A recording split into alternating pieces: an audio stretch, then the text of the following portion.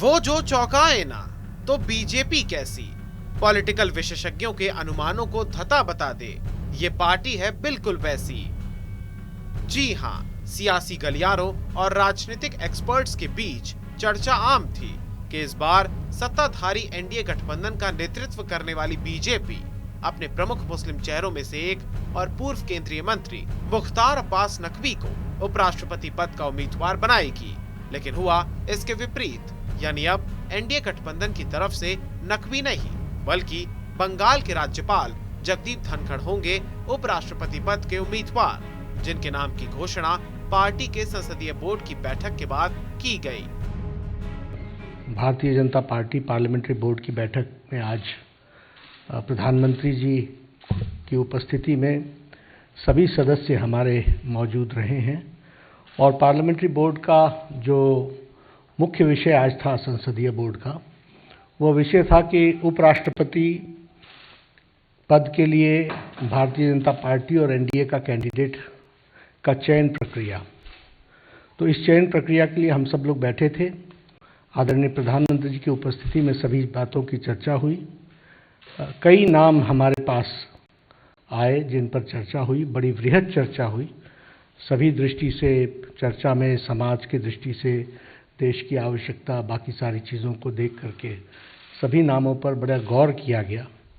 लेकिन सभी नामों पर गौर करने के बाद हम सब लोग और भारतीय जनता पार्टी की संसदीय बोर्ड इस निष्कर्ष पर पहुंची है कि उपराष्ट्रपति पद के लिए भारतीय जनता पार्टी और एनडीए के प्रत्याशी के रूप में हमारे किसान पुत्र श्री जगदीप धनखड़ जी को हम उपराष्ट्रपति पद के लिए अपना प्रत्याशी के रूप में घोषित करते हैं। बीजेपी के राष्ट्रीय अध्यक्ष जेपी नड्डा ने धनखड़ के लिए कहा कि वो किसान पुत्र हैं और उन्होंने बंगाल में अपनी छवि लोगों के राज्यपाल के तौर पर स्थापित की है।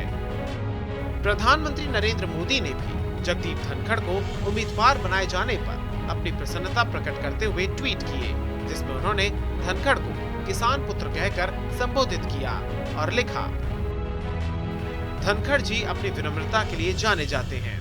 वो अपने साथ एक शानदार कानूनी, विधायी और गवर्नर करियर लेकर आए हैं। उन्होंने हमेशा किसानों, युवाओं, महिलाओं और वंचितों की भलाई के लिए काम किया है। खुशी है कि वो हमारे उपराष्ट्रपति उम्मीदवार होंगे। इसके अलावा उन्होंने एक और ट्वीट कर लिखा कि जगदीप धनखड़ जी को हमारे संविधान का उत्कृष्ट ज्ञान है।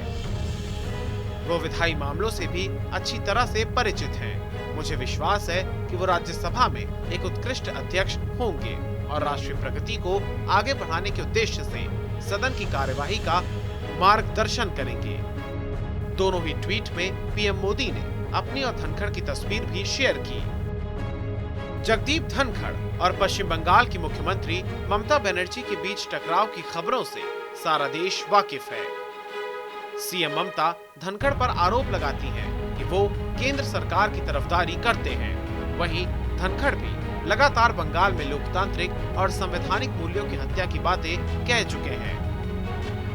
राजनीतिक हो, सामाजिक हो या फिर शैक्षणिक, कमोबेश हर मोर्चे पर धनखड़ और दीदी के बीच सियासी बयानबाजियां होना आम बात है। आपको बता दें कि देश के मौजूदा उपराष्ट्रपति वेंकैया नायडू का कार्यकाल 10 अगस्त को खत्म हो रहा है। इसके लिए चुनाव 6 अगस्त को होगा, जबकि नामांकन की आखिरी तारीख 19 जुलाई है। आइए अब आपको बताते हैं जगदीप धनखड़ के राजनीतिक करियर के बारे में। 18 मई 1951 को जन्मे जगदीप धनखड़ जनता दल के टिकट पर 1989 से लेकर 1991 तक राजस्थान के झुंझुनू से सांसद रह चुके हैं। 1993 से लेकर 1998 तक राज्य के किशनगढ़ से विधायक रह चुके हैं। वो राजस्थान हाई कोर्ट के बार एसोसिएशन के अध्यक्ष और सुप्रीम कोर्ट के वरिष्ठ वकील भी रह चुके हैं। इसके अलावा वो केंद्र में मंत्री भी रह चुके हैं और 2019 से वो पश्चिम बंगाल के राज्यपाल के रूप में कार्यभार संभाले हुए हैं। धनखड़ बीजेपी के अलावा कांग्रेस पार्टी से भी अपनी चुनावी किस्मत आजमा चुके हैं। लेकिन एक बड़ा प्रश्न ये है कि धनखड़ के नाम की घोषणा से पहले तक तो मुख्तार अब्बास नकवी के नाम की चर्चा चल रही थी। और घटनाएं भी उसी तरफ इशारा कर रही थी कि मुख्तार अब्बास नकवी ही उपराष्ट्रपति पद के लिए एनडीए का चेहरा होंगे, क्योंकि नकवी ने राज्यसभा का कार्यकाल खत्म होने से पहले ही अपना इस्तीफा दे दिया था और उनका इस्तीफा भी स्वीकार कर लिया गया था और साथ ही उन्हें राज्यसभा के लिए भी नॉमिनेट नहीं किया गया था। लेकिन उम्मीदवारी का सेहरा उनके सर पर नहीं सजा। तो क्या पश्चिम बंगाल में ममता दीदी के वर्चस्व को चुनौती देने का पुरस्कार मिला है धनखड़ को? एक कारण ये भी हो सकता है कि चूंकि धनखड़ राजस्थान से आते हैं और अगले साल वहां पर विधानसभा के चुनाव भी हैं, तो ऐसे में ये कदम बीजेपी के पक्ष में जा सकता है। इन सब के अलावा धनखड़ को मुखर व्यक्तित्व का धनी भी माना जाता है। वो अहम मुद्दों पर बड़ी बेबाकी के साथ अपनी राय रखने के लिए लोकप्रिय हैं। हालांकि सारे समीकरण एनडीए के पक्ष में हैं, इसलिए द्रौपदी मुर्मू का राष्ट्रपति बनना और जगदीप धनखड़ का उपराष्ट्रपति बनना तय है। लेकिन क्या मुख्तार अब्बास नकवी को अब राज्यपाल बनाया जाएगा या उन्हें संगठन में एडजस्ट किया जाएगा, ये देखने वाली बात होगी।